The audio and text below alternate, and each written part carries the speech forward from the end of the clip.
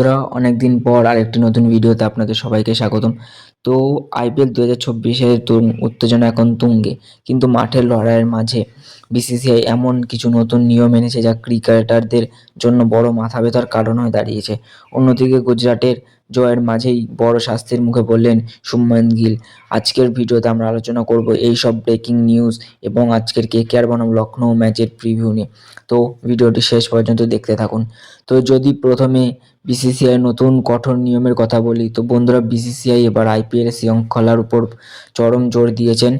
তো নতুন নিয়মে বলা হচ্ছে যে পাওয়ার অফ 16, অর্থাৎ এখন থেকে মাঠের ভিতরে এবং বাউন্ডারি লাইনে শুধুমাত্র নির্ধারিত 16 জন ক্রিকেটারই থাকতে পারবেন এবং ড্রিঙ্কস ও সরঞ্জামের সময় 16 জনের বাইরে থাকা কোনো প্লেয়ার বা অতিরিক্ত খেলোয়াড় মাঠে জল বা ব্যাট বা কোনো মেসেজ নিয়ে ঢুকতে পারবে না।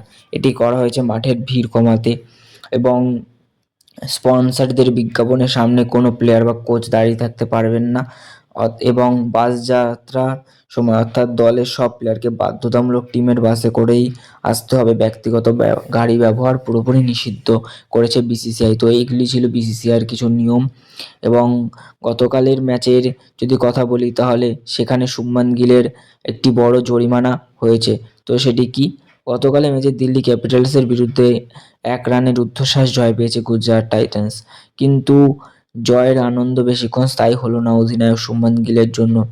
স্লো ওভার রেটের কারণে গিলকে 12 লক্ষ টাকা জরিমানা করেছে বিসিসিআই। দিল্লির হয়ে রাহুল 92 রানের লড়াকু ইনিংস খেললেও শেষ পর্যন্ত রাশিদ খানের দুর্দান্ত বোলিংয়ে কাছে হার মানতে হয়েছিল দিল্লিকে। এছাড়াও ডেভিড মিলারের ওই সিদ্ধান্তটাও দিল্লিকে হার মানতে বাধ্য করেছিল। তো এর পরবর্তী আপডেটে যদি কথা বলি আজকের ম্যাচ নিয়ে, কেকেআর বনাম লখনৌ। তো আজ কলকাতার ইডেন গার্ডেন্সে নামছে কেকেআর। টানা 3 ম্যাচ হেরে নয় এবং একটি বৃষ্টির জন্য ড্র হয়েছে। তো 2টি ম্যাচ হেরে এবং একটি নো রেজাল্টে এসে অজিঙ্ক্য রাহানে এখন বেশ চাপে।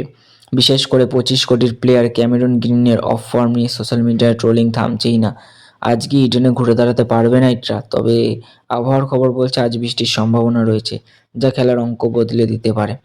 তো এই ছিল আজকের কিছু আপডেটস। আপনার কি মনে হয় বিসিসিআইয়ের নতুন নিয়মগুলি কি সঠিক? আর আজ ইডেনে কেকেআর না লখনৌ, কে জিতবে?